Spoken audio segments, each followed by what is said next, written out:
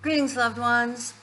Did you know that abusers often groom friends, families, and others to overlook signs of abuse and cut their ties with the victim?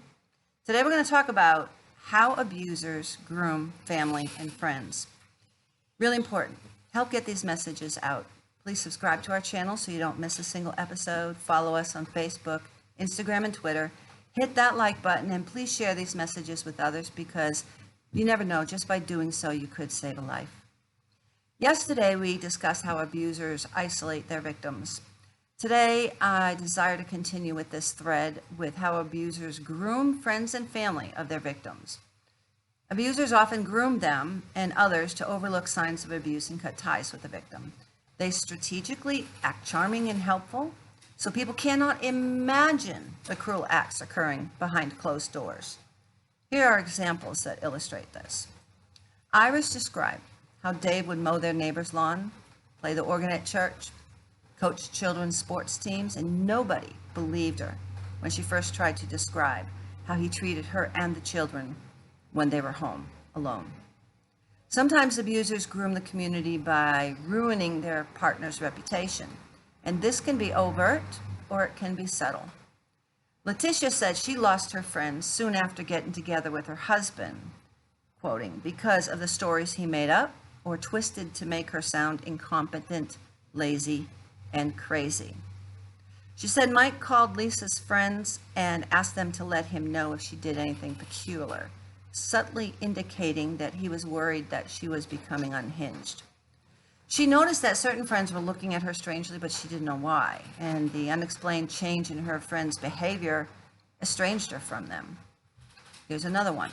Jacob told members of their tight-knit religious community that Hannah was behaving immodestly and neglecting their children.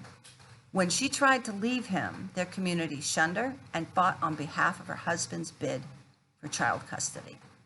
I'm going to tell you, in the relationship that I was in of domestic violence, everybody in the community loved this man. And when I went to speak to somebody about what he was doing, they just couldn't believe me. Not until the day that in public he threw me up against the wall and tried to strangle me. And then they realized I was telling the truth. It's really important that awareness of the grooming process, it helps us to understand the plight of somebody in a relationship with an abuser.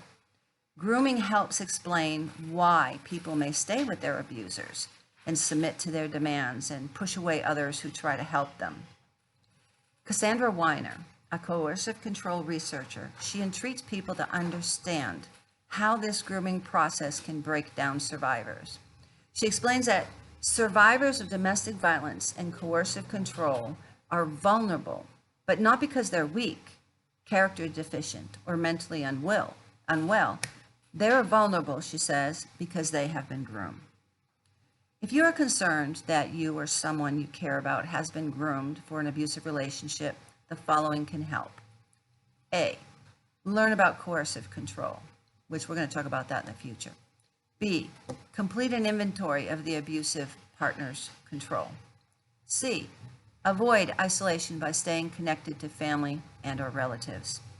And D, remember that abusers tend to monitor their partner's contacts, so keep these conversations light and generally supportive unless you are certain that you have privacy. E, speak with a domestic violence advocate at any stage in the relationship, even if there is no physical violence. Advocates help people understand their situations and figure out safe pathways forward. The biggest manipulative tactic and weapon of domestic abusers is the way they groom and isolate their victims, their family, and friends, to the point that the victims themselves and everyone around them end up believing the abuser only. If you are a victim of violence, know this: you are valued, you are loved, you are intelligent, you are beautiful.